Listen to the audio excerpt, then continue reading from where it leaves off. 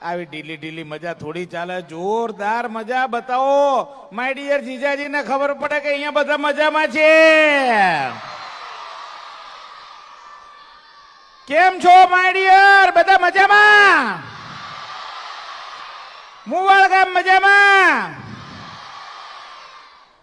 ઓ બાપુ, આ તમે બધાને ખીચડી ખવડાવી દીધી કે શું? હે પ્રભુ?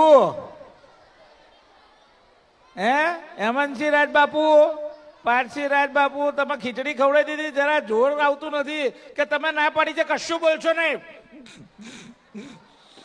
એવું કીધું છે. બધા ડરમાં ડર નથી ને તમારો?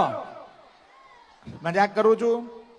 સૌથી પહેલા તો ખૂબ ખૂબ તમને લોકોને અભિનંદન. આ અભિનંદન એટલા માટે આપી રહ્યો છું કે ઘણા બધા એન્યુઅલ ફંક્શનમાં ગયો, બોલ અંબે માતે કી.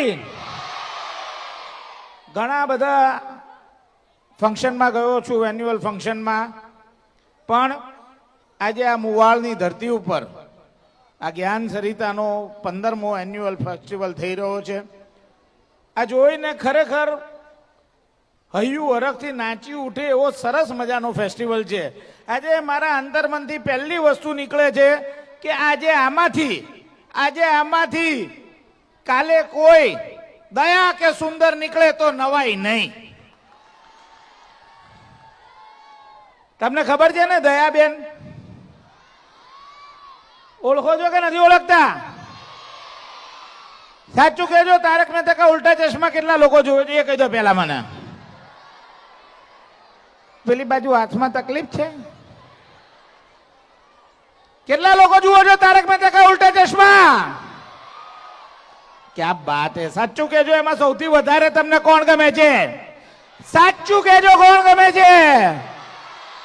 આ કાકા બબીતા બોલે. બાજુમાં કાકી નથી ને તો કે બોલી કાઢું, કોઈને ખબર નહીં પડે. મારું ધ્યાન હતું, જેવું બબીતા બોલે તરત મારું ધ્યાન ગયું. આ કાકામાં જેઠાલાલજી છે, તમારે ક્યાંય ગોતવા જવાની જરૂર નથી. તો દોસ્તો, આજે જે મારે વાત કરવી છે ને એ મારે બાળકો સાથે નથી કરવી. બોલ અંબે માતે કી. હું અહીંયા જતો રહું ને પહેલા, પછી તમને બધાને 50 છોકરાઓ આજે છે ને એમને કાલે છે ને હેમંતસિંહજી છે ને પોતાને ઘરે બોલાવશે અને જમાડશે અને તમારી પાસે 1 કલાક વાતો કરાવશે. એ વખતે વાતો કરી લેજો હો. તો હું અત્યારે બોલું? થેન્ક યુ ભાઈ, તમે પરમિશન આલી ભાઈ હો. આજે જે મારે વાત કરવી છે ને એ ખાસ વાલીઓ સાથે વાત કરવી છે.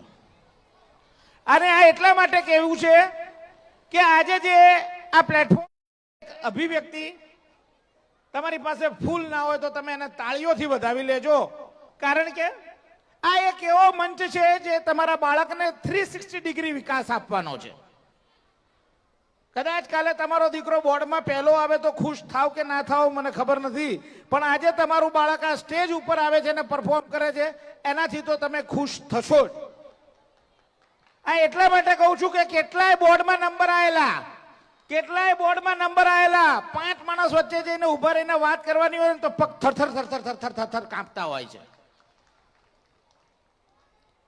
999 વિદ્યાઓ છે, એમાંથી ભણવાનું માત્ર એક વિદ્યા છે. શું?